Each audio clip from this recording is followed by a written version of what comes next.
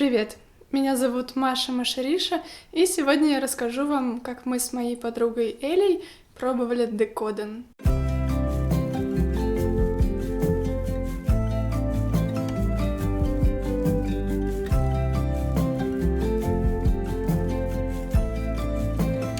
Decodon, если я правильно разобралась, это японская техника довольно объемного декорирования чехлов для телефонов. Происходит от двух японских слов – украшение и телефон. Когда смотришь на картинки, думаешь: «Вау, как красиво!» Но как с этим ходить? Но нас это мало волновало, нам хотелось именно попробовать сделать что-то в таком духе. Тем более, что Эля давно занимается созданием вкусностей из полимерной глины. Обязательно подписывайтесь на ее инстаграм, у нее там конкурс проходит.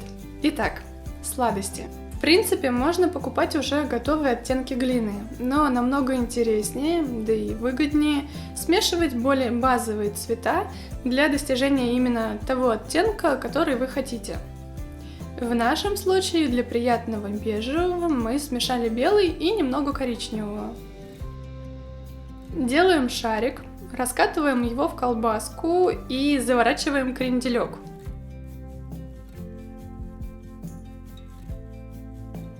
С помощью старой зубной щетки ему придается текстура, а потом он тонируется с помощью пастели. У Эли она уже была заготовлена. Это смесь нескольких оттенков сухой измельченной пастели – желтый, коричневый и других цветов. С помощью сухой кисти кренделек надо подрумянить по краям, в тех местах, где обычно тесто больше поджаривается. Я тоже попробовала сделать свой первый кренделек и должна сказать, что чтобы рассчитать сразу, как его завернуть ровненько, надо потренироваться. Мне пришлось немного подрезать одну часть, но это ничего страшного. И еще один очень важный момент. Как вы уже заметили, Эля работает в перчатках, а я нет. И на моей работе было очень много пылинок. А на куске глины Эли их не было вообще. Так что лучше работать в перчатках. Пылинки, как выяснилось, враг не только для эпоксидки. Ну а дальше глазурь. Тут есть два варианта. Во-первых, ее можно сделать самостоятельно из глины, пусть даже это у вас смесь любых цветов. Для этого кусочек полимерки нужно хорошо размять и постепенно добавлять туда вот этот гель. Глина становится все более мягкой и липкой, и когда она уже слишком прилипает к рукам, ее можно положить в баночку и продолжить мешать с гелем уже там. Густота этого крема зависит от того, сколько геля вы добавите. И дальше получившаяся смесь наносится на сам кренделек. Дело это, если честно, непростое, потому что чем больше этого крема, тем сложнее держать кренделек. А смесь-то густая. Когда, наконец, вы закончили с кремом, можно приступать к финальному декору – посыпочкам. Их сначала действительно произвольно можно сыпать, а потом, если что, убрать лишнее или добавить в пустые места. Это, кстати, заранее раскатанные, нарезанные и запеченные посыпочки из полимерной глины. Не настоящие. Мне кажется, из полимерки они намного прочнее, плюс вы можете сделать именно те цвета, которые вы хотите. Еще Эля добавила шоколадную стружку. Выглядит как настоящая, правда? Но на самом деле это коричневая, уже запеченная полимерная глина, которая нарезана ножиком.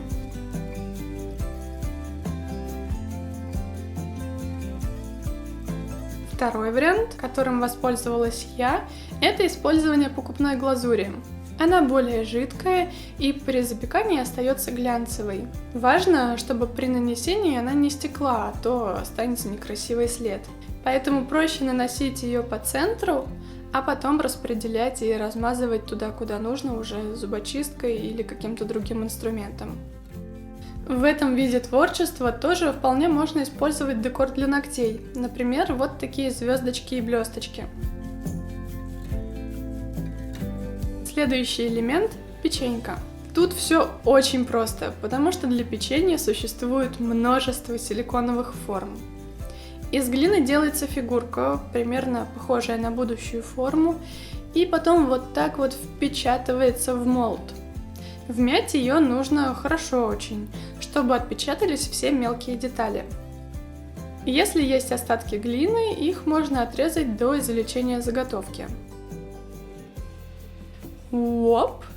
И остается только затонировать пастелью.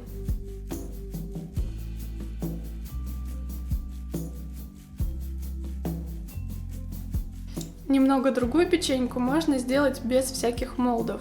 Шарик надо расплющить об стол, и основа для будущей печеньки заложена. Дальше текстурируем ее зубной щеткой и добавляем углубление под шоколадную крошку. Но прежде нужно не забыть все так же затонировать тесто. Дальше на фимогель приклеиваются кусочки коричневой глины. Фимогель здесь выступает в качестве клея, чтобы никакие кусочки потом не отвалились.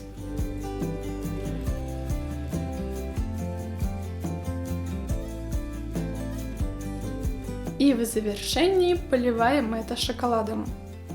Само собой, не настоящим. Это все та же самодельная глазурь.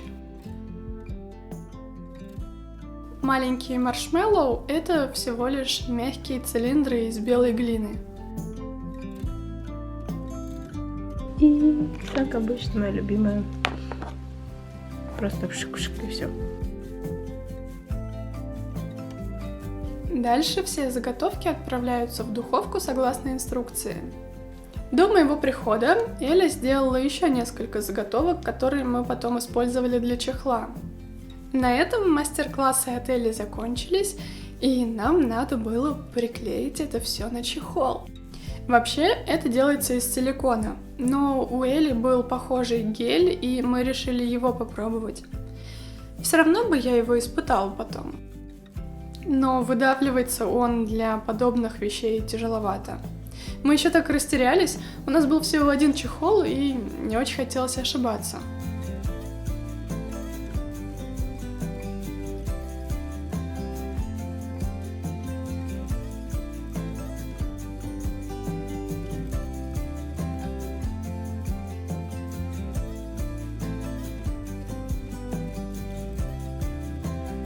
Но даже если крем этот у нас получился не супер идеальной формы, это все можно перекрыть крендельками.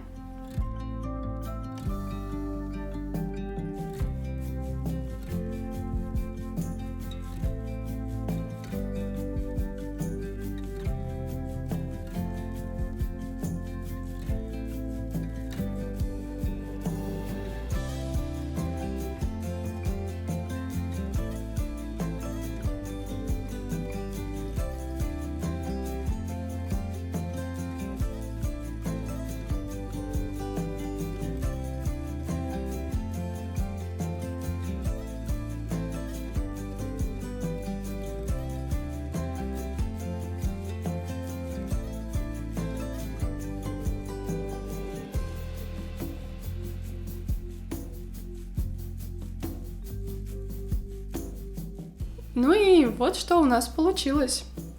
Чтобы пастель не осыпалась, печеньку надо покрыть лаком.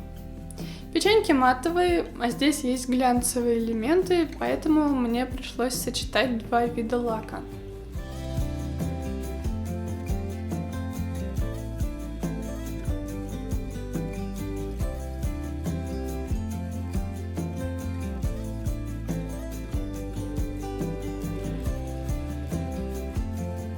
До того, как я приехала к Элли, я предполагала, что я буду вынуждена походить с этим чехлом, чтобы вам в последующих видео на эту тему, я планирую их несколько, рассказать вам, насколько это долговечно, удобно, неудобно, хотя очевидно, что это, наверное, неудобно, он же такой объемный.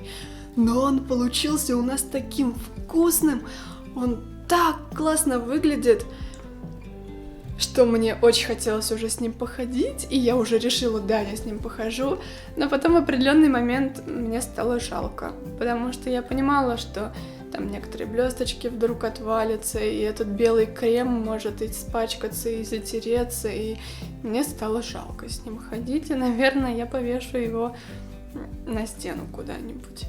Не знаю, пока не решила. В следующих видео на эту тему, не в следующем видео, а в следующих видео на эту тему, разные вещи, я попробую использовать именно силикон, то есть герметик, силиконовый герметик.